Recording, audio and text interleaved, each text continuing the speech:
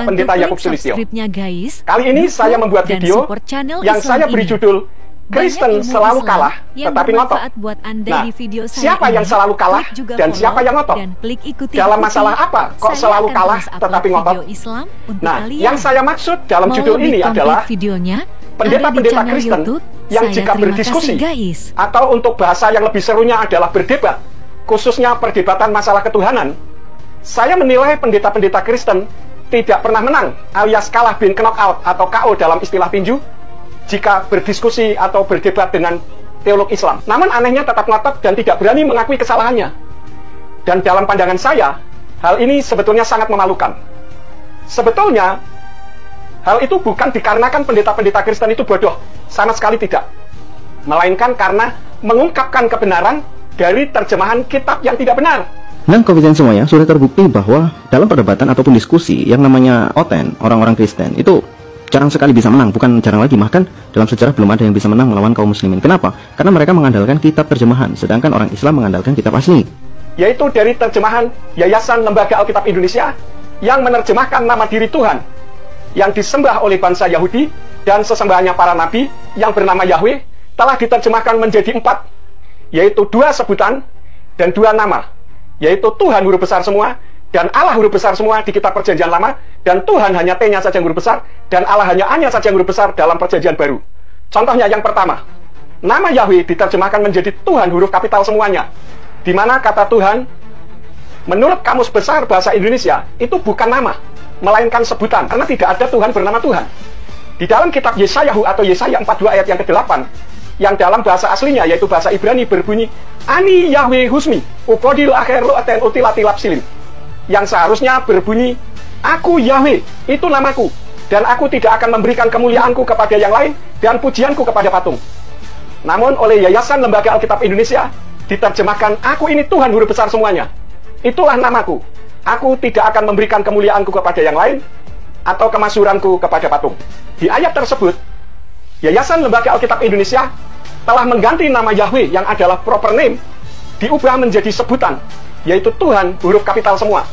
Padahal proper name atau nama diri seharusnya tidak bisa diterjemahkan dan tidak ada Tuhan yang bernama Tuhan, mau Tuhan huruf besar semua maupun Tuhan hanya T-nya saja yang huruf besar. Karena tidak ada orang berdoa, ya Tuhan huruf besar semua, nggak pernah ada. Contoh nama diri yang tidak boleh diterjemahkan adalah saat para mahasiswa membuat skripsi, tesis atau disertasi, saat mengutip sebagai objek maupun logit maupun daftar pustaka dalam karya tulisnya, nama penulis yang dikutip dari buku karya tulisnya sebagai narasumbernya tidak boleh atau dilarang mengubah maupun menerjemahkan. Namun apa yang telah dilakukan oleh Yayasan Lembaga Alkitab Indonesia seolah tidak merasa bersalah dan dianggap tidak bermasalah. Padahal jika berdiskusi telah terbukti menyebabkan kekalahan telak seperti judul video ini. Jadi judul video ini tidak mengada-ada. Itu yang pertama, di mana nama Yahweh diubah menjadi TUHN huruf besar semua. Yang kedua, sumber asli dari agama Islam itu jelas sekali, Al-Quran dan Al-Hadis itu semua bahasanya masih bahasa asli, masih original. Jadi ketika mereka menjelaskan sesuatu ya kembali kepada original. Sedangkan orang-orang Kristen itu tidak, mereka kembalinya kepada terjemahan. Yang kedua, nama Yahweh oleh Yayasan Lembaga Alkitab Indonesia diterjemahkan menjadi Allah, A-L-L-A-H huruf kapital semuanya. Padahal Allah itu nama sesembahannya umat Islam yang harus kita hargai dengan tidak disebut-sebut dalam kekristenan.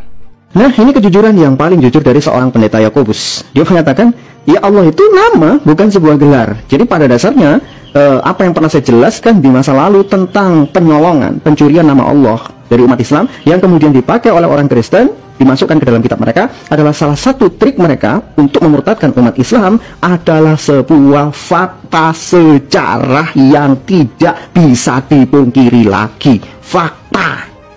Karena antara Kristen dan Islam memang berbeda, totally different. Nanti saya tunjukkan bedanya. Tapi kan bukan berarti perbedaan itu berarti bermusuhan. Saya dan pemirsa juga beda. Beda kulit, beda wajah, beda silsilah, beda rambut, dan sebagainya. Tetapi kan saya dengan saudara tidak saling bermusuhan. Dan saya punya banyak sahabat dari Islam, tetapi orangnya baik-baik, tutur katanya sopan, dan tidak brutal seperti kaum radikalis yang justru merusak agama Islam yang katanya rahmatan til alamin. Nih, satu bukti nama Yahweh diganti menjadi nama diri sesembahannya umat Islam, yaitu ALLAH huruf besar semua.